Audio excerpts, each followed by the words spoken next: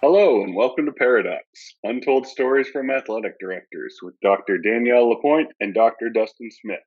We have some crazy and unique stories for you, which are made possible by our sponsor, Wall of Fame. At the Wall of Fame, our mission is to bring your school's legacy to life.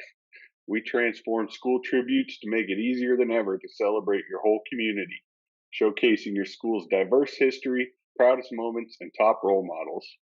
We understand that the true value of our Wall of Fame is in your content. Whether you are starting a new tribute or adding to an existing one, we give you all the resources you need to build an interactive experience and take your content to the next level. Speaking of next level, let's check in to see what Danielle and Dustin have for us today. Today, I'm really excited about our guest that we have today because we have Greg Smith from Wisconsin. How are you doing today, Greg? I'm doing good.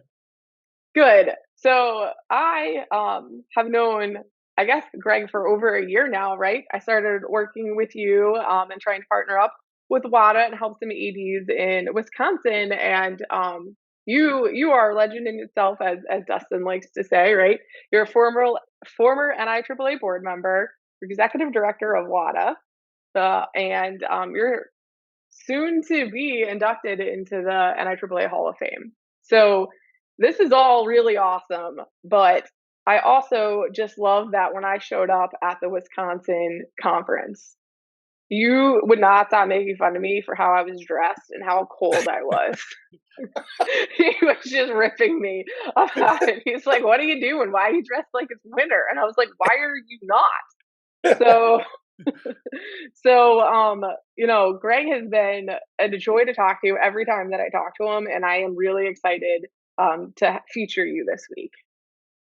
Well, thank you. It's going to be a fun time, and I'm looking forward to it. Well, what we know about Greg is that he is a fun time. It doesn't Mhm. matter what we're doing, whether that's at a WADA meeting or that's at a board meeting. Um, Greg is going to bring the party to the meeting, whatever that is. And so I got to spend some time with Greg in a board meeting. I got to witness some things that we don't really talk about outside of the boardroom. I mean, there's some things that happen in there that it's like Vegas, and our friend Xavier will agree to this. What happens in Vegas stays in Vegas, but what happens in those boardrooms, they stay in those boardrooms to an extent. And we'll let Greg defend himself. But Greg and I got to talk a little bit at the board meeting. He and Mike Mossberger, we talked about our old wrestling days, and that's something that Greg and I have in common. Wrestled in high school. Greg went on to wrestle in college ranks. He and Mike both. So they're a little more well versed in the wrestling scene than I am. But wrestlers are a different breed. You've got to be different to just go one on one. It was mono against mono. You couldn't blame anybody else. The quarterback didn't throw me the ball, or the lineman didn't block, or the shortstop made an error, whatever. It's one on one in wrestling, and so it's just one against another. What I'm thankful for is we're not wrestling today. We're just going to have some conversation with Greg, and we're going to be able to talk about just get to know him. And what I like to ask people, Greg, is this simple question to start. Tell us what the resume doesn't tell us. We can talk about how you're a Hall of Famer. We can talk about your board time. We can talk about WADA. But what makes Greg Smith outside of the athletic administrative role? Well, I think when we leave the board, we always go around the table and we talk about um, what our experience has been, and most of the people always talk about that the service on the board was the pinnacle of their career. And I apologize to the board. You heard it, because I really can't say that the service on the board was the pinnacle of my career, because I've had two or three things that I'm really proud of. Um, the first thing I think, other than my service to the NIAAA and WADA, would be I spent 27 and a half years in the United States Army Reserve and National Guard. Um, Retired as a lieutenant colonel, and um, had the opportunity to command a battalion where we actually trained basic combat training skills to young soldiers, men and women alike.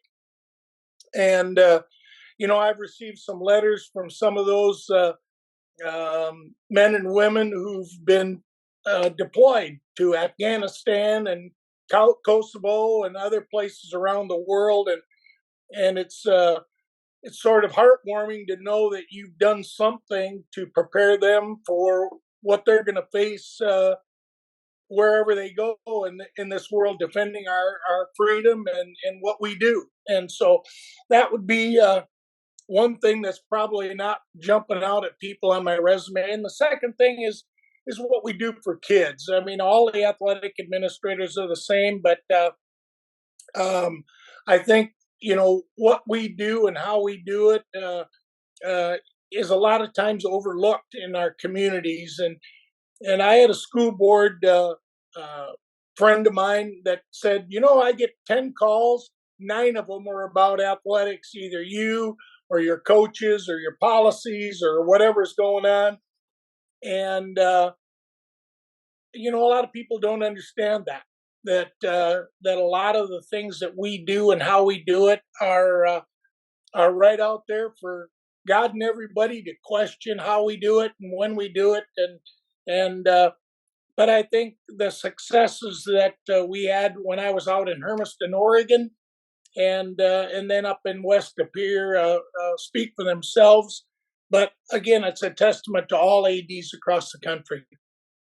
Well, I want to tell you, first of all, thank you for your service and the amount of reverence that boardroom had in that one meeting that I was a part of with you for what you've done and how you've impacted our country and how you've prepared people, as you said, to go protect our freedom. And I want to just tell you, sincerely thank you for what you've done. And 27 years, man, that's a long time to be committed to that and to contribute that much of your life to that part of our freedom. And so I want to tell you, thank you first and foremost for that. But secondly, you mentioned a statement about not saying that it was the pinnacle of your career, because you've had multiple pinnacles, if that's the case. And that's a really cool thing to be able to look back and say, especially as somebody who's going into the Hall of Fame. And I know the questions that are going to be asked. I know you get to record yourself or they record you talking about just what that means to you. But I want to thank you also from a person in this profession. Thank you for your service to our profession and helping make our profession better. And so with the pleasantries aside, I know that some people have come at you with gloves off and have been able to make some comments towards you. I want to give you a chance to defend yourself. But before we get to that, what I like to say is paint on the map for those who are geographically challenged where you are. Maybe not physically now because you're down in Arizona enjoying the warmth of Arizona, but paint on the map for people who may not know where you spent time as an athletic administrator. Well, when I first got into education, this is sort of an interesting story in itself. My wife was promoted to a general manager's position with the country's largest cold storage, public storage company. And that happened to involve a transfer to Burlington, Washington. And so we went out there and she said, if we're going to go out there, the only way I'm going to go out there is you're going to do what you've always wanted to do, and that's teach and coach. So I got out there and I got my teaching license and went down to the ESD and went in and talked to a secretary, and she gave me a list of all of the school districts in that part of the state of Washington. And the first name on the list was the Bellingham School District and Dr. Lee Olson. And I asked her, I said, well, so do you know this guy? And she goes, no, he's brand new. And I thought, couldn't be. So I went home. It happened to be during the lunch hour. I dialed the number and this guy picks up the phone. And I said, could I speak to Dr. Olson, please? And he said, well, speaking. And I said, Dr. Olson, I said, did you come from Wisconsin? And he goes, yes, I did. And I went, oh my goodness. He was my junior high school principal. He was my high school principal by the time I was a senior and graduating, he was the superintendent, handed me my diploma. And I said to him, Dr. Olson, this is Greg Smith. And he stopped and he said, short, curly haired wrestler. The next, and well, and I was going to say, I didn't know you had curly hair.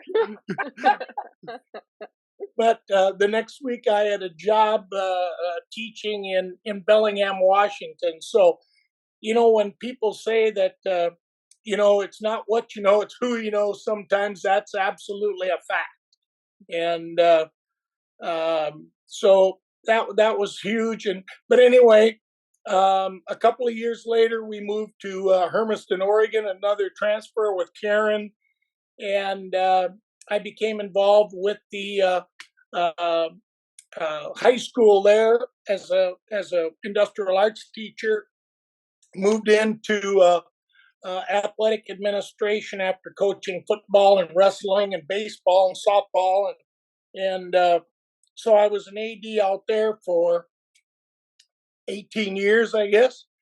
And in 2003, I was selected as the Oregon State Athletic Director of the Year, which coincided with Karen saying she was going to retire.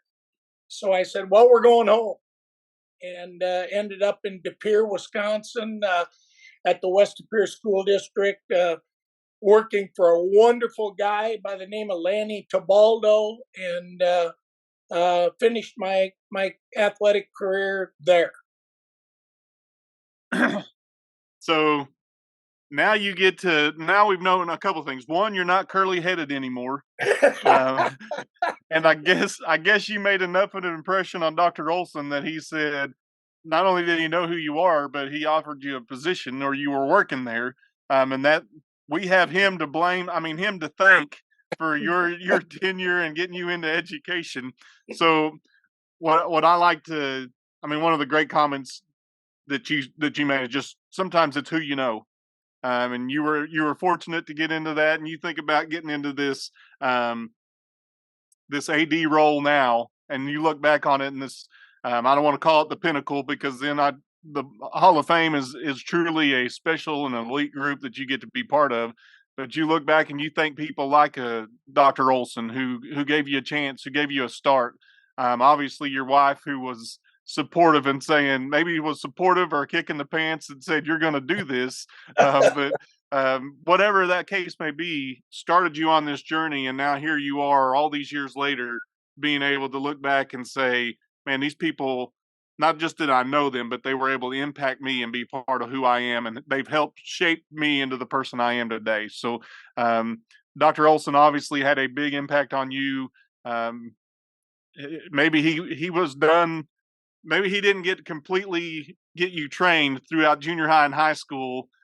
He just had to come back in the educational profession and say, yeah, we got to get him, you got to beat the rest of this out of him and get him in here where he can be part of what we're doing. But it's interesting, the story that we have and the impact people have, and how full circle did that come with somebody who was a junior high principal all of a sudden became a boss for you, just calling out of the blue. Yeah, it's amazing, and the other part of that story I would tell you, everybody has the goal and they want to be the big football star and everything else, and that's when I left high school or junior high school with him. I wanted to be a football player. Yeah, unfortunately, God only put me in a 93-pound, 5'5" body at that time, and but I went out for football, and I was a blocking, tackling dummy for the rest of the team, but hung on to that. And I was sitting around. I'll never forget this. I was sitting around the table with my dad after football was finally over, and I said, you know what? I said, I'm going to go bowl after school. They're going to have a bowling league on Tuesday nights. And he looked at me and he said, you know what? He said, you've been getting beat up for, 3 months now in football. Why don't you go wrestle where you can beat up on guys your own size? and by gosh, I tell you what, I thought about that. And the next day I talked to the coach and went out and And as they say, the rest is history. And but if it wouldn't have been for my dad directing me down that line and going into wrestling, because I'll be the first one to admit, I wasn't. I was too interested in athletics and hunting and fishing and screwing around than I was academics. And as some people would say, I wasn't the brightest tool in the drawer. But if it wasn't for athletics, I'd probably be the highest paid fork truck driver in Monroe, Wisconsin, at the Swiss Colony. So I can tell you that athletics has been my entire life. Well, sometimes, most of the time in wrestling, they put you in your weight class, but I have seen you compete up. You have wrestled up in weight classes that were far above you. At least one I witnessed. There's no question about that. Mossbrucker, he keeps bragging that he won a state title. Well, I'm 1-0 against Mossbrucker, and he can say what he wants, but I got witnesses that I won that match. And it was a little bit of an ambush. I will be the first one to admit that. But you know what? I've had people that have ambushed me too, and you know what, Mike, you got to roll with the punches. You're the old head on the swivel. You just got to know what's around and know what's around you. That's right. We've all seen those people. If you wrestled, we got those people that try these fancy things where they get down on the mat. Well, he got down on the mat and that cost him. So yeah. we had a signal when I was wrestling. We called ourselves the little people. We had this little hook that we did with our pinky. We said, "You little people unite," and that was kind of our message to one another, that we go take on a heavyweight. But there'd be a pack of us. It wouldn't just be one. There'd be a pack of us, and so somebody would throw up that little pinky finger, and off we'd go. We'd go find out whoever they were trying to take out. And so I can tell you from a firsthand eyewitness to that situation, the quickness in which Greg cleared the table and was able to claim victory was probably record setting. If Guinness would have been there, we may have had a new Guinness World Record for just how quickly he cleared that table. But he saw his opportunity and he pounced. I just got to say, if Mike is not watching this, you guys got to make sure you send him a copy of this. I just know that when Dustin told me about it, I was like, he didn't clear he didn't jump over the table. He's like, yeah, he did. He's like, yeah, he did. There was no question. No. And what's crazy is Mike had gone under the table. I mean, he crawled under the table to get there to plug in. I mean, he was trying to do a service to everybody else, and he was plugging in computer power cords, and he was there just, he obviously wasn't aware of his surroundings, and he didn't know that here came Greg, and Greg cleared that table quickly, and I think it caught a lot of people by surprise. Even people that have been in that boardroom for a number of years with Greg were caught off guard by the calculated attack. That's what I'll call it, a calculated attack. But we had some great laughs. It took a while for us to get order back into the boardroom because people were laughing at what had transpired. But man, Greg, I love your energy. I love the fun that you bring to the situation, and sometimes in our profession, that's why we created this podcast. Basically, it's just to have fun. Because our jobs are hectic. They're long hours. They involve a lot of stress. No other profession do I know of that we let people who don't have a degree in coaching or have any training in coaching have a say in who our coaches are, or have a say in what our coaches do. Like or what we do. I was saying, or what ADs do, or how they operate, and No, that's a whole nother podcast in itself, Dustin. Yes, Start I know. another one for that conversation. But I say that to say we try to have fun, and that's part of this discussion, just to have a conversation, have some fun, laugh at some stories, laugh at some situations that may have not have been funny in the moment, but you look back on them and think, man, did that really just happen? And part of us of what we're trying to do, and what I appreciate about Greg, is Greg brings laughter to the situation. And I understand there's times to be serious, and there's times you've really got to buckle up the boots and say, okay, we're going to attack this and we're going to solve this issue. But there's also a need in our profession to laugh and to enjoy what we're doing because of the long hours, because of the amount of stress, because of the second guessing and the armchair quarterbacks. And so when Danielle called me and asked me, hey, would you be interested in doing this podcast? I jumped all over it because I think that's fun. It's fun to have a conversation, but we need to laugh and we need to enjoy what we're doing because we put way too much time into it not to enjoy it. So Danielle's favorite part is just when we get into the stories. Yep. My favorite part is just having conversations and just seeing what other people are dealing with. And sometimes it's to laugh at your expense. Sometimes it's to laugh with you. But we love the opportunity just to have conversations about stories that you've encountered. And I know a Hall of Fame career, you've had to have some opportunities and some stories that have happened that you're just like, are you kidding me? That happened? And so I'm excited to explore what stories you may have for us today. So start us off with one, brother. Well, I got to finish the, you talk about calculated attacks. Tony Fisher, he's on the board. He's out of Minneapolis, and he comes down there, and he is the self-proclaimed pool shark of the board. Well, Greggy Boy cleans him up, and then he has to go and get Tall because he can't beat me alone. So he goes and gets Tall. And unfortunately, I get stuck with Xavier on my team. And, Xavier is a proven loser because when we first went to our first board social thing, we played Shut the Box. And again, I got stuck with Xavier. And I don't know whether he can't add or what the problem is, but we shake those dice and you know how Shut the Box works. Well, we got whooped. And I mean, there was it was terrible. And you know what? I think I've got probably 2 Shut the Box games now and stuff like that from people. And it's all because of him. If I had somebody who could add and subtract, I would have been in much better shape. But you did say is Tony has come on here and told us how much he practices billiards and how he's told us his routine, how he gets up early and practices. But you're telling us on the record that you whooped him in billiards. Oh, you know what? and he will admit that because he just he's from Minnesota. What does that tell you?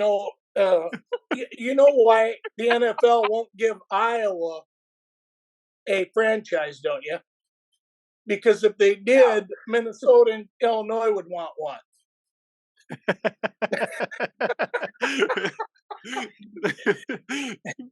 And Tony is a traitor. He was in Wisconsin for a while, but he couldn't cut it here, so we shipped him across the line to Minnesota.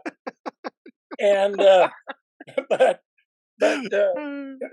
he's a great guy, and so is Xavier when he's asleep. But I really enjoyed those guys. I enjoyed my whole experience on the board, and I've known Tall since holy mackerel. We go back to when we were on the certification committee, and he's going to be a great leader of this organization of the NIAAA here in a couple of years, and just a great experience. And Dustin, you're going to enjoy the heck out of it. And you got with the last name that you have, you need to pick up the slack. Yeah, I'm prepared. I know. I've already prepared. I've fired some shots at X, not quite to the level that you have. but I don't have the seasoned veteran look that you have with X. So um, I I know that there's some excitement, and X is rolling off the board this year, so I only get 1 year to really kind of get my shots in with him. But I will do my best to carry the baton well, and try to live up to the last name that preceded me. Good. So we've got that. But man, let's talk some stories. We can talk about X, we can talk about Tony, but I don't want to waste your time worrying about those guys. I want to be able to tell some stories from Greg's perspective of things that happened to him.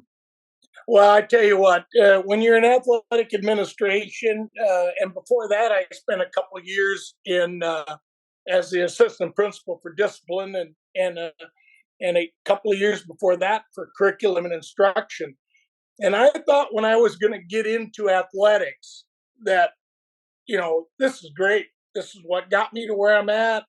I'm going to be dealing with the best kids, what I thought was going to be the best parents. And oh my goodness, I never had as much conflict and stuff as dealing with parents of athletes than I did with the parents of some of our discipline problems in high school. And probably some of that is because maybe those parents know what their kids' demeanor and level is. But you would think that student athlete parents would be a little bit, you know. But I'll tell you what, a couple of great stories though. I got to tell you, we had a pretty good football team in Hermiston, Oregon, and so we're sitting there now. It's basketball season, and we're sitting there in the gym, and the principal's sitting right next to me, and the music is playing and everything, and this woman comes walking up. She sits down next to us, and she goes, "Do you know what that music is saying?" I looked at Dave Ego, and he looks at me, and I go, "Nope, I don't," because unfortunately it was rap, and we all know that some of the rap stuff gets a little over the top. We looked at each other and we said, "We have no idea." And so she proceeded, because obviously she'd been listening to this stuff a lot more than we had. She laid it out exactly what was being said, and we go, "Oops." So we had to run over there and get that stuff off. And I put out a mandate the next day to all of our teams in the winter sports. I said, "No more rap in the gym," because we got in trouble last night for what was going on, and that was not a pretty thing. But, so in the same season, we're sitting there, and one of our football players had been had his ACL taken out by a kid with an illegal tackle. Well, he's over on the other side of the gym, and this kid who took him out is running by. Well, he's got his crutches. He whacks the kid as he goes by in warm-ups. Oh, I thought we were going to have a riot. So the principal and I, we go running across the floor, and we're diving in, separating kids, and it was a mess. But luckily, nobody got hurt. But I tell you what, that was a situation where maybe paybacks were a little bit deserved, but not in that. So that was sort of wild. But anyway, so along the same vein with my principal, he was a fiery basketball coach. He was a redhead, and he'd been ejected out of several games as a basketball coach before I got there. And I get a letter from the Coaches Association, and they said, "You're the athletic director. We cannot have Mr. Ego in the gymnasium anymore because he's yelling at the officials to the point where they want him out." And I said, "Well, please don't eject him." I said, "How embarrassing would that be if you got to throw the principal out of the gymnasium when I'm sitting there?" So I told I went in and I told him, I said, Dave, I said, I made the coaches or the officials association a promise. You got to sit in the third row or higher, and you got to keep your mouth shut. And he looked at me and he said, I'll sit in the third row or higher, and that's it. The mouth shut wasn't going to happen, huh? The mouth shut wasn't going to happen. So then I had to sit with him. That was the deal that they came back with. Well, then you got to sit with him and make sure that he doesn't get carried away. So, but Dave was a great guy. You know, he came out of athletics like I did. And what's critical to us in athletic administration is having administrators, principals, superintendents. I won't go as far high up as school board, but you know, you got to have those kinds of people who know what we do and why we do it and how we do it, and know that they have our backs, because it's critically important in this day and age. And unfortunately, we're seeing more and more administrators who don't have that experience, and that becomes a double challenge then for the athletic administrator. Not only does he have to deal with the coaches and the kids and the parents, but now he's got to try to educate and get a non-athletic backgrounded principal or superintendent to understand how things work. And that becomes a challenge in itself. Well, let's talk about you having to sit by the principal. To babysit him. Yeah, what were those conversations like during the game? Because I'm sure he didn't agree with every call. And what was that conversation like? And did you have some kind of code that you'd punch him on the leg, or you'd do something to make sure that he wouldn't say that too loud? I tell you what, and you know, you hit it right on the head. Dave was one of these administrators that you know, if a kid was being overly obnoxious, he'd put his hands on him. And I seen him in action a couple of different times, and nothing to the point where, you know, he was going to get too much trouble. But yeah, so we would be sitting there, and oh boy, that red hair would just be on fire. And you know, I thought a couple times about a gag, but I didn't want to embarrass the principal. You know what though? He might be like the smartest administrator ever. He just sits there and mouths off, so you never want him to be the admin on duty. This was reverse psychology, is what he was doing. No, you go home while I take care of this game. You know, I never thought of it that way. You know, he was smart like that too. He may have that may have been one of his tacks. I tell you what, he's. But yeah, Dave was a good one. I never had to worry at football games or whatever. I could stay at one end and knew he was at the other end. Another Dave Ego story. We're at Pendleton, Oregon. Out of 70 some years, we had beat them once, and we had tied them once. That's it. And so I got there, and we hired a good coach, and we had a good crop of kids. Well, we're going to beat them for the second time in history. We're at their place, and I hear some rumblings about that they're going to tear the goalpost down. So I go over and I whisper in Dave's ear. I said, let's just get a little closer to the field. Well, the game ends. We win. Here comes 400 kids running toward that goalpost, and Dave and I are sitting there. It's like I know what cowboys feel like when they're standing there and get in front of a cattle stampede. Stampede coming at you. Because, boy, I tell you what, they were coming, and they only had one thing in mind, and that was ripping out their goalposts. Luckily, between Dave and I, they must have figured out that, well, we might get away with this, but they're going to have us tomorrow. So they got right around us, and we ended up having sort of a jump round deal like Wisconsin people do. But that could have been that could have been something. They could have thrown us out of the way and ripped those goalposts down. Not that Pendleton wouldn't have deserved it. I mean, that's a that's pretty awesome. I mean, two of you were able to stop that many kids. I mean, that's a point where you're almost like, what do you do about that situation? And Yeah, we out in the Intermountain Conference, we traveled. In some cases, we had to travel 4.5 hours one way to compete.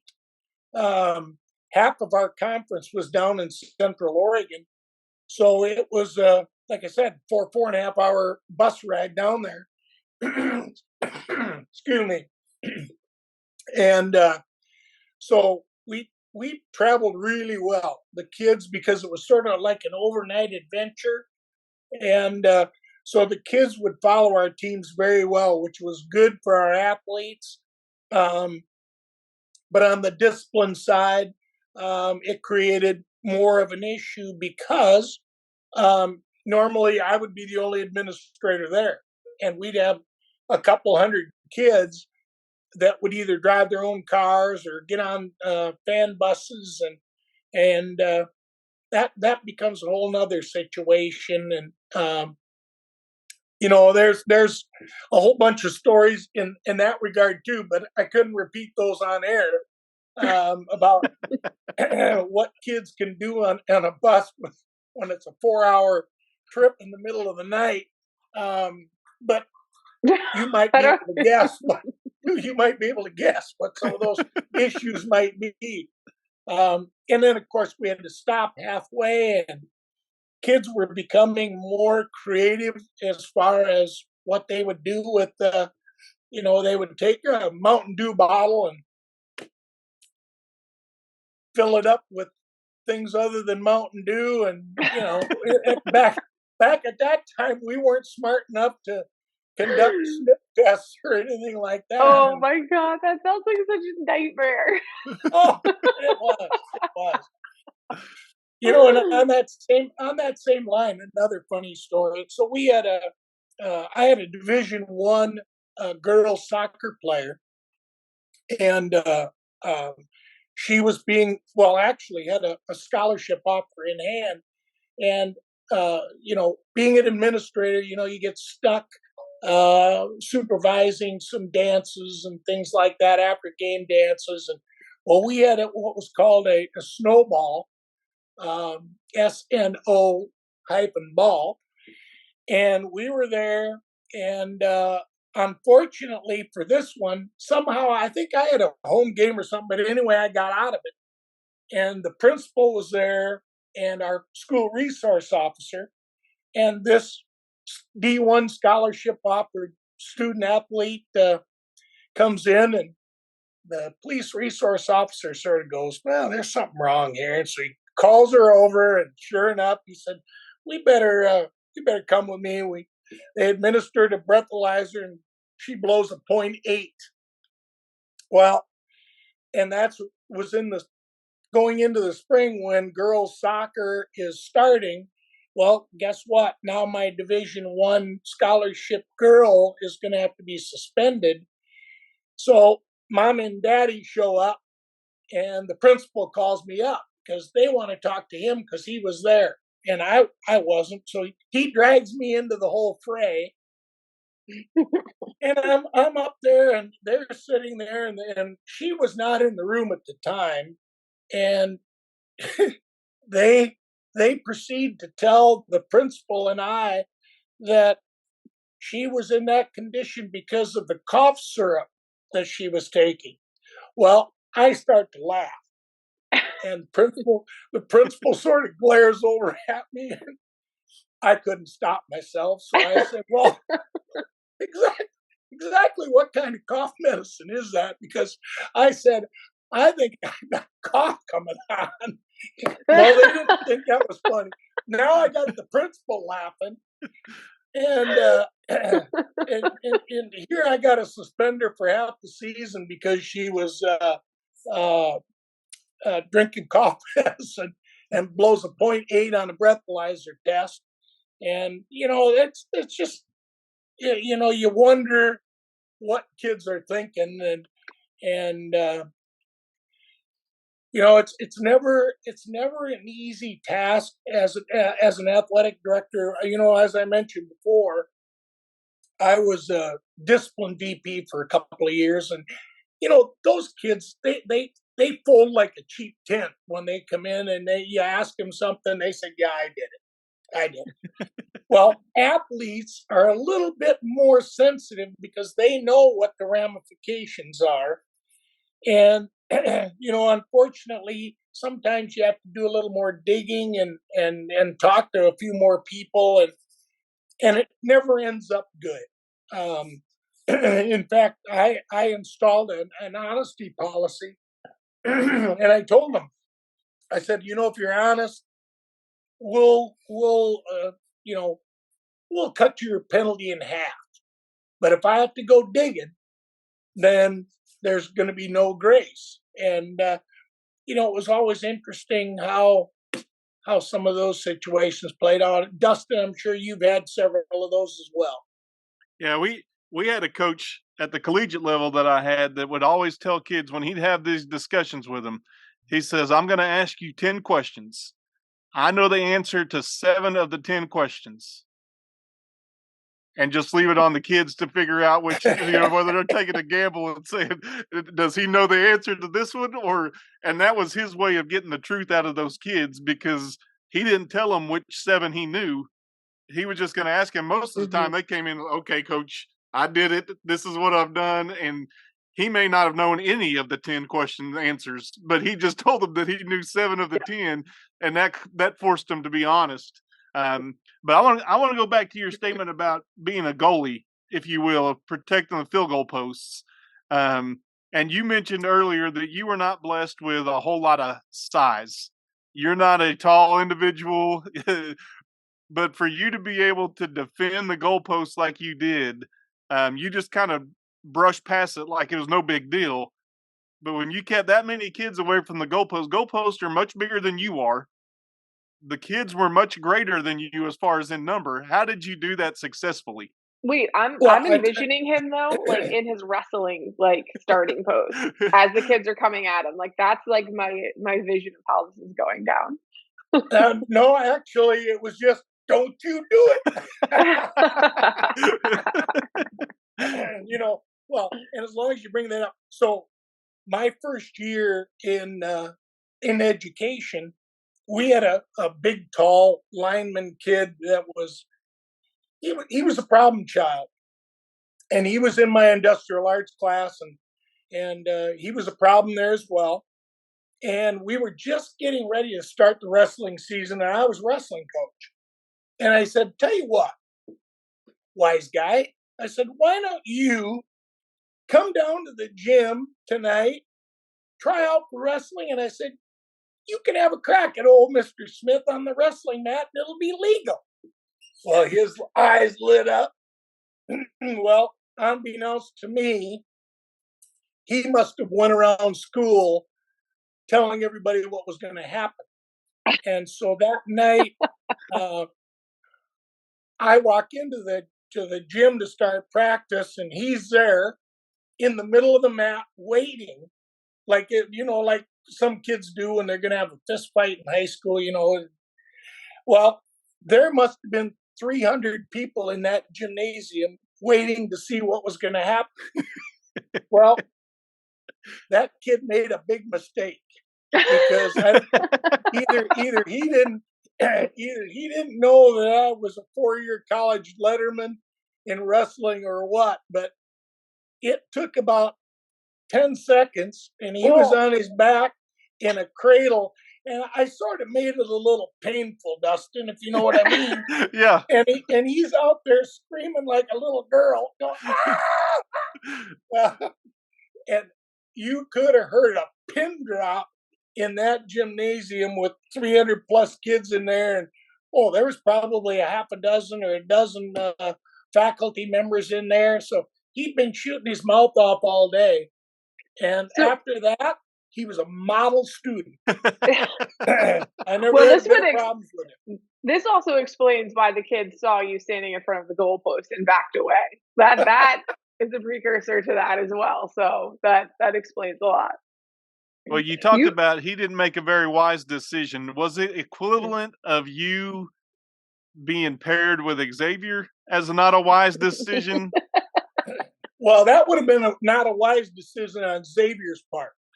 You know, I sort of volunteered to take him under my wing, a little bit. But as I told you earlier, he's just a slow learner. But I tried to nurture him as well as I could.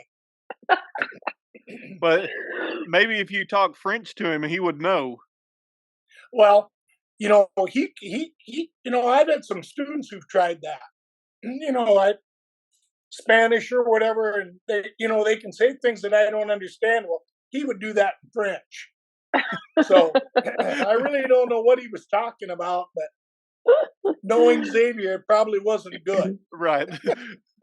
I mean, you have touched on so many different stories, and I think they're so relatable to so many 80s out there. People are going to be able to relate to all of these. I mean, even your soccer player, we laugh about the cough syrup, but I think every 80 has had a situation where the parents come in and say like something so outlandish, you have to laugh, right? I once had a parents come in and we had pictures of kids playing beer pong. Okay, there's beer all over the table. There's cups. They have red cups in their hands, red solo cups. They're dressed as beer. It's Halloween, so they're dressed as beer. There's lines of beer on both sides of the table. But the parents insist, since we couldn't see what was in the cups, that it was a water pong. They were playing water pong with all of the beer tables everywhere, and they're dressed as beer. But this is water pong, and we can't prove what's in the cups. And I'm just sitting there like, is this a real conversation we are having right now? Like, I didn't say that, but I'm like, this is insane that this is what I'm doing right now. Like, how is this even plausible? So I think that you really can.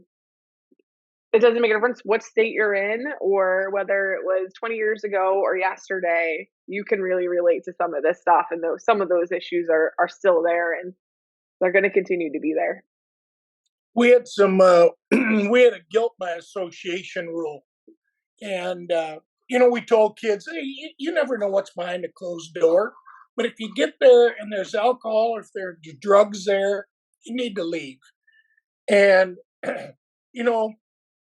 I had one parent that came in and said that her son, who stayed there all night, well, he had no idea because he was upstairs and all the beer and everything was downstairs.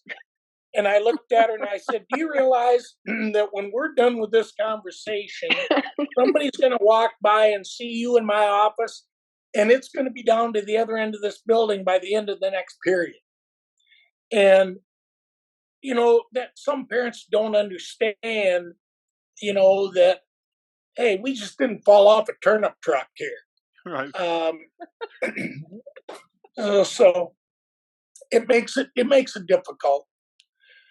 The other advantage, and I know we just had a shooting in Nashville, but I tell you, another good addition that's come about in my educational career has been a school resource officer, and especially in athletics.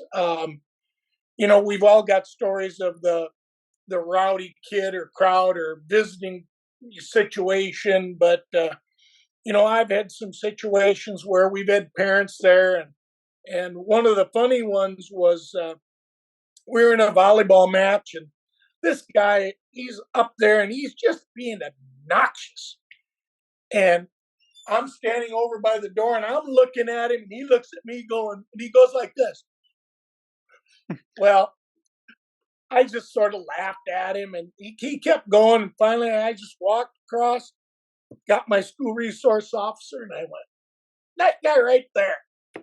He walked up. He says, we can do this the easy way or we can do this the hard way.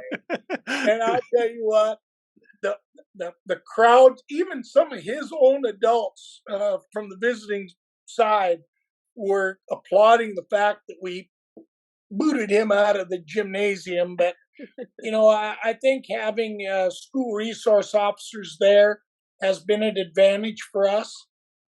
And hopefully, you know, I would hope anyway that someday we're going to see some of this stuff go away that we witnessed again yesterday in Nashville, but I think school resource officers really have a key place, especially for athletic administrators, to help us maintain some order and decorum in what we do. I can agree with you more. I knew when we scheduled, Greg, that we'd have some laughs. We'd have some instructional time as well, and a different perspective and a different lens. And man, Greg, you've sure delivered. I appreciate the opportunity to just have a conversation and let you tell the stories and things that you've experienced in your time and how you've provided some valuable takeaways for our people that are listening. I'm pretty sure that once this airs, you may get a phone call or two from some current board members that may be trying to defend themselves. But I look forward to when we're in Orlando and we get to see you rightfully inducted into the Hall of Fame and the celebration that will happen. And I know those guys that you've given a hard time to are proud and excited for you and the opportunity for them to honor you and us to honor you for our profession. So I appreciate you jumping on here. I appreciate the laughter. I appreciate the bar that has been set that I have to live up to. And I'm going to do my best to try to be as close to Greg Smith as I can. Well, I love all those guys, and even Xavier and Mossy. You know, they're I love them too. So hey, Dustin, like I said, you got to step in there now and pick up the torch. I'm going to do my best, brother. Danielle, it's been a pleasure. Yep. Every time I talk to you, it's so enjoyable and you make me laugh. So you did not disappoint today. And I'm glad that you got to share some of the experience with AUs across the country. So thank you so much for being here today, and congratulations on your induction to the Hall of Fame. And we will celebrate when we're in Orlando. Sounds good. If you ever need a fill-in, give me a call. Thank you. Bye-bye. Thanks, Greg. That wraps up this episode. Thank you for listening, and thank you to our sponsor, Wall of Fame, who excels at telling your school's stories and supports us in telling ours. Check out the description of this episode for a link to receive a discount on all Wall of Fame products. We are looking forward to the next story and hope you are too.